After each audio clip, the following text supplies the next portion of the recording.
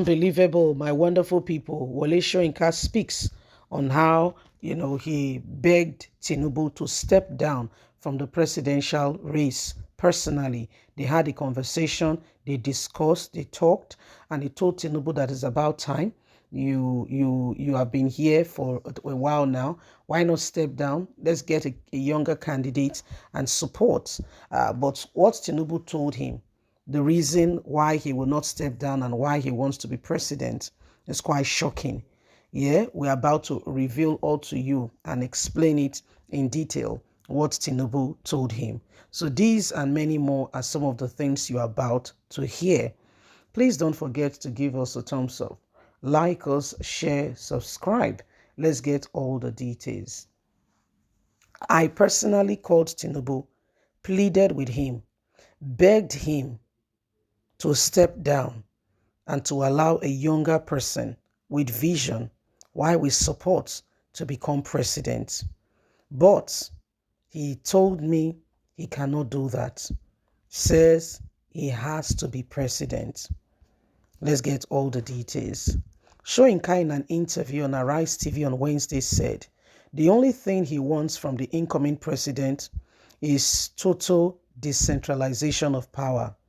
He revealed how he had conversations with Asiwaju Ahmed Bola Tinubu as well as Atiku some time ago, revealing to them and explaining why they should step down from the podium and allow a younger person to come in.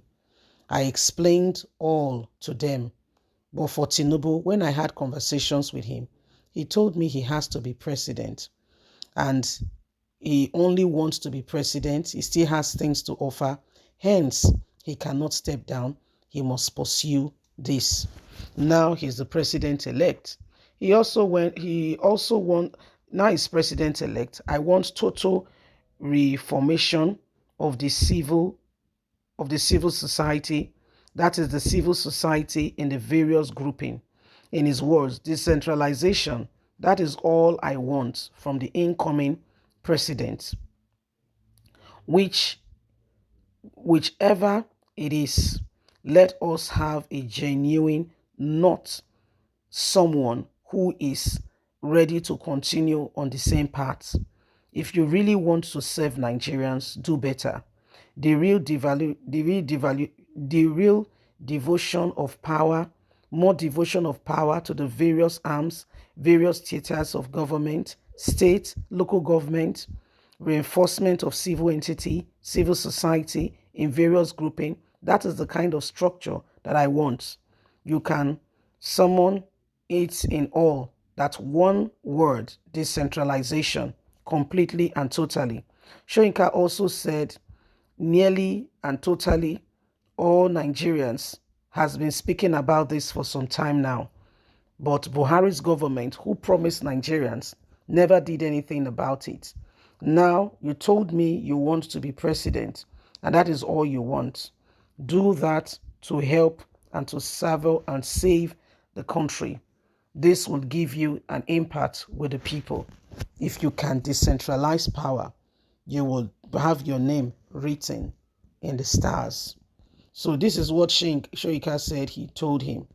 He said because Tinubu was very big on saying he wants to be president. He said he told Tinubu that Tinubu should give up, look for a younger person and support. He said, but Tinubu refused and says no, that, they must continue. Yeah, that he has to be president. So now we can see that, he's actually becoming the president. But what he wants now, that is now the president-elect, he should do more for the people. He should decentralize power. He should ensure that Nigerians are equipped and that, he does not leave, the nation to chance. So this is what he has to say, that Nigerians have to, expect more from this guy. Nigerians have to expect more from this guy. And that Tinubu, Tinubu told him some time ago that he wants him to be all he wants was that he wants to be president. He said now that Tinubu is now the president-elect, Tinubu should do more for the people. Tinubu should go ahead and ensure that, he decentralized power. Now, let's look at what Wole Soyinka is saying. The decentralization of power is so important, and that's why our judiciary has no voice. Nigerian judiciary and even the legislators are just like rubber stamp. What do I mean by that? What exactly is going on? These are people who are supposed to be rising up and ensuring that truth is being dispensed. But what do? They leave themselves to chance. Because the power has all been consummated at the central. So much so that if they oppose, you want to prove that you are a Supreme Court judge, and they will remove you. So this whole system, they need to have their own system, how it flows, independent of the executive. That's the way to restore their voices. Otherwise, they will keep on being puppets in the hands of, the executive. Judiciary is as if they are being they see white and they tell you it's black. Oh dear, you don't understand it. They see white, they know this thing is white. They tell you no, it's pink because of the tummy. Because they can find one scandal about you and get you out of the place. Because they want to ensure that they are the ones deciding and ruling.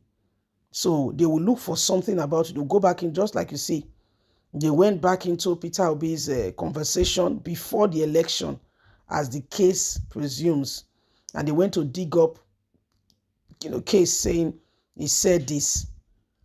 Is he saying now to incite people? Because I don't understand the treasoning charge Lai Mohammed is trying to levy on, Peter Obi.